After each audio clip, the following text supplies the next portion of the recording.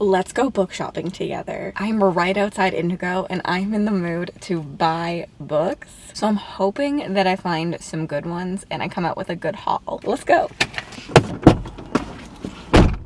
When you first enter into this chapters, there's always like a horror book decor thing, and I thought this little sign that said Hot Cool Summer was so cute with some horror books.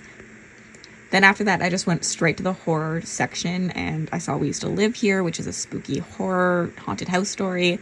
Ghost Camera. I mean, I have a Darcy Coates addiction at this point. I do like the new cover on this. This is like a repub. The September House. I'm obsessed with this cover and I love this book. I should probably own it. I really don't know why I don't. Then this anthology always sparks my attention. Like, I always think about getting it, even though I don't think I actually like anthologies, but it's just so pretty. And then I had to run over to the YA section to see if they had Clown and Cornfield 3 out early, and they did. I'm so excited. One of my most anticipated books. I definitely bought this, and I also definitely bought the first one because I don't own that as well. I love when they put things out early. It's just like a little happy surprise, and I love this series. Then I went back to fantasy and I thought it was really impressive, the fantasy romance collection that we're starting to get here.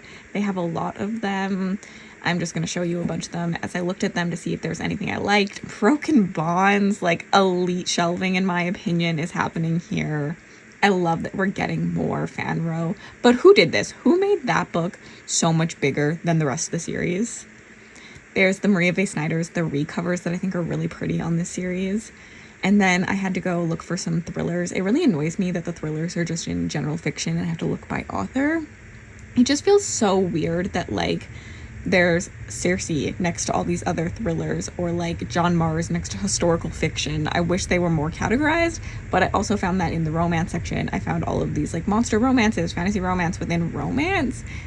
And I feel like they maybe should be in the fantasy section, but maybe they need their own section. I don't know. It's so hard when they're cross genres. Like, where do you shelve them? I'm thinking about Bridgerton. I'm thinking about trying them. And Butcher and Blackbird I had to look at, even though I'm not buying them. I actually really want to save these for a booktuber favorites.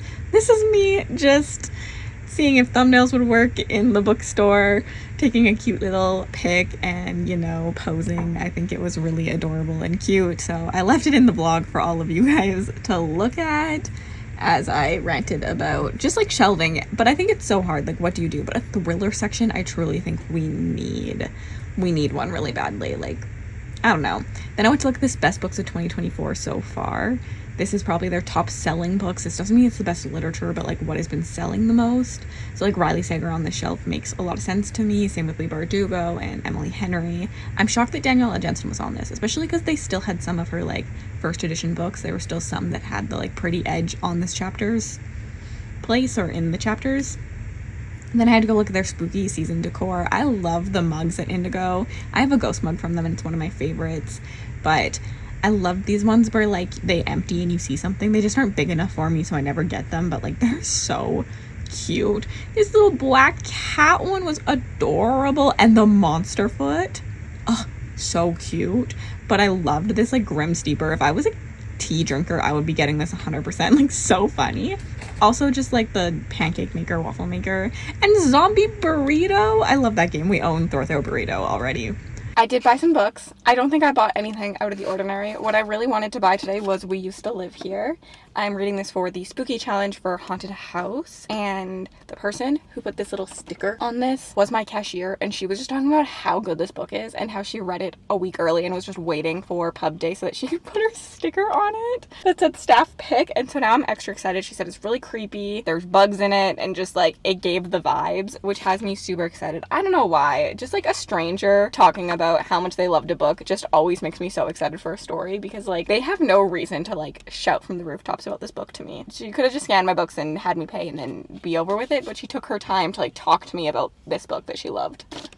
Ghost Camera I'm also reading for the Spooky Challenge, and I have a Darcy Coates collection, so I figured I would pick it up. I think that this is like a novella about Janine who finds an abandoned Polaroid camera. She playfully snaps a photo without a second thought, but there's something wrong with the image. A ghostly figure stands in the background, watching her, fixated on her, moving one step closer with every picture she takes. Desperate, Janine shares her secret with her best friend Bree. Together they realize the camera captures unsettling impressions of the dead, but now the ghosts seem to follow the two friends, and with each new photo taken, a terrible danger grows even closer. I feel like that's a really cool concept of only being able to see the dead through like a camera and having like limited film, because I think it's like a film camera. And then I had to check, and they did have Clown in a Cornfield 3 out early, so of course I picked it up, and I also didn't own this, so I picked this one up as well. So I'm actually really excited by the haul that I got. I am actually pretty impressed with this Indigo these days. This used to be my least favorite Indigo. I used to like the other one better, but this one has someone stalking these days that reads like more independent stuff and more like stuff that I'm really into. I mean, most of the time I've read all of them before, but I am really enjoying whoever is stalking it. That's it. That's my short little come book shopping with me video. I hope you enjoyed.